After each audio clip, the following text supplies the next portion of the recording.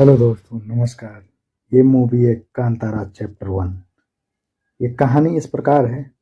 बहुत समय पहले 11वीं सदी में कडम्बन वंश का शासन था। उसके राज्य में एक घना जंगल था जिसमें प्राकृतिक और देवताओं की शक्ति बसी हुई थी। राजा को पता था इस जंगल में एक दैवीय शक्ति छुपी हुई है। उसने उस शक्ति को अपने राज्य की रक्षा के लिए बुलाया। समझौता हुआ दोनों में। राजा जंगल की भूमि और परंपरा की रक्षा करेगा, बदले में देवताओं उसके वंश और राज सिंहासन की रक्षा करेगा। शुरुआती में सब ठीक चलता रहा, लेकिन समय बीतते बीतते राजा के मन में लालच आ गया। वह देवता की शक्ति को अपने स्वार्थ के लिए इस्तेमाल करना चाहता था। जंगल को बांटना, भूमि पर अधिकार जमाना, देवताओं को अपने आदेश पर चलाना, यही उनकी मंशा थी। यही से देवता और राजा के बीच टकराव शुरू हुआ। समझिएगा। तभी कहानी में प्रवेश करता एक रहस्यमय योद्धा, ऋषभ शेट्टी का किरदार जो निभाया। वह साधारण इंसान नहीं था।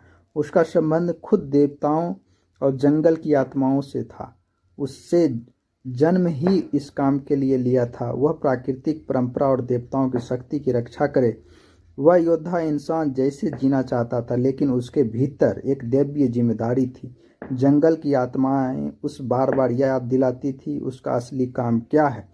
फिर आया वह दिन जब राजा और देवताओं की शक्ति को कैद करने की कोशिश की। जंगल कांप उठा, हवा में गर्जन हुई और उस युद्ध ने अपने रूप का परिचय दिया। वह सिर्फ एक इंसान नहीं बल्कि देवताओं और प्रकृति का रक्षक था।